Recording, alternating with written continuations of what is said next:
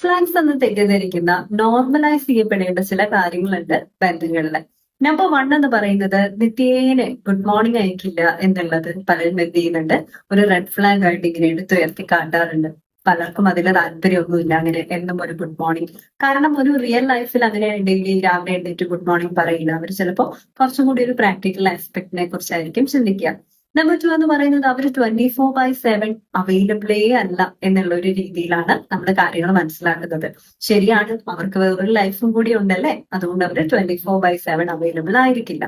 പിന്നെയോ, നമ്മള് ഇമോഷണലി ഭയങ്കര ഡൗൺ ആവുന്ന സമയത്ത്, പൊട്ടിത്തെറിക്കുന്ന സമയത്ത്, അല്ലെങ്കിൽ നമ്മൾ പൊട്ടിക്കരയുന്ന സമയത്തൊക്കെ അവര് ചിലപ്പോൾ നമ്മൾ നോക്കിയിരിക്കും, ഭയങ്കരമായിട്ട് ലിസൺ ചെയ്ത് കാര്യങ്ങളൊക്കെ പറയുന്നത് കേട്ടുകൊണ്ടിരിക്കുന്നതായിട്ടൊക്കെ നമുക്ക് തോന്നും. ഭയങ്കര സൈലൻസ് ആണ് അവർക്ക് എന്നുള്ളത് നമുക്ക് ഭയങ്കര ഒരു ബുദ്ധിമുട്ടാണ്.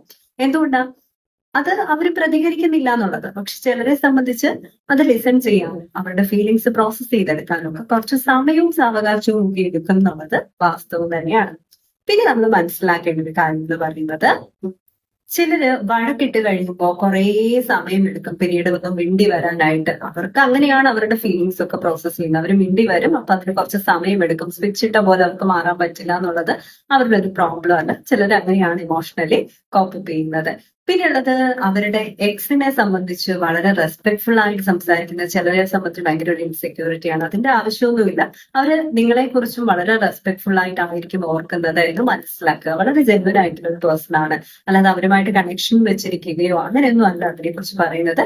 നിങ്ങളെ വെച്ച് കമ്പയർ ചെയ്യുന്നു എന്നും അർത്ഥമില്ല. അവനവനെ കുറിച്ച് നല്ലൊരു സെൽഫ് അവയർനെസ് ഉള്ളവർക്ക് എക്സിനെ കുറിച്ചൊക്കെ റെസ്പെക്ട്ഫുൾ ആയിട്ട് സംസാരിക്കാനായിട്ട് സാധിക്കുകയുള്ളൂ. പിന്നെ നിങ്ങളുടെ കാര്യങ്ങളോ അല്ലെങ്കിൽ നിങ്ങളുടെ റിലേഷൻഷിപ്പ് സ്റ്റാറ്റസോ ഒന്നും സോഷ്യൽ മീഡിയയിൽ പോസ്റ്റ് ചെയ്യുന്നില്ല എന്ന് വെച്ചിട്ട് അവർക്ക് നിങ്ങളെ ഇഷ്ടമില്ല എന്ന് അർത്ഥമില്ല. ചിലരുടെ പ്രൈവറ്റ് ലൈഫാണ് കൂടുതലായിട്ട് ഇഷ്ടപ്പെടുന്നത്. അതൊക്കെ നിങ്ങൾ നേരത്തെ ചോദിച്ചു മനസ്സിലാക്കിയിട്ട് വേണം വൈബൊക്കെ മാച്ച് ആവുന്നുണ്ടോ നോക്കാൻ.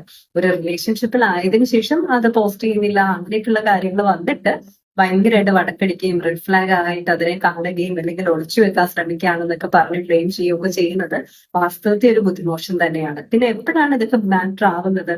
ഇമോഷണൽ അൺഅവൈലബിലിറ്റി ഉണ്ടാകുമ്പോൾ, നിങ്ങളുടെ ഫീലിങ്സിനെയൊക്കെ അവർ ഭയങ്കരമായിട്ട് ഡിസ്മിസ് ചെയ്യുമ്പോൾ, അക്കൗണ്ടബിലിറ്റി അല്ലെങ്കിൽ ഒരു റെസ്പോൺസിബിലിറ്റി ഇല്ലാണ്ടിരിക്കുമ്പോൾ, വളരെ ഡിസ്റെസ്പെക്ട്ഫുൾ ആയിട്ട് നിങ്ങളോട് ബിഹേവ് ചെയ്യുമ്പോൾ, അങ്ങനെയൊക്കെയുള്ള ഒരു സാഹചര്യത്തിലാണ് ഇതിനെയുള്ള നമ്മൾ റെഡ് ഫ്ലാഗ്സ് എന്നുള്ള രീതിയിൽ പുറത്തേക്ക് പ്രകടിപ്പിക്കേണ്ടത്. അതുവരെ ഇത് റെഡ് ഫ്ലാഗ് അല്ല. അതിനെയൊക്കെ നമുക്ക് നോർമലൈസ് ചെയ്യാനായിട്ട് സാധിക്കണം.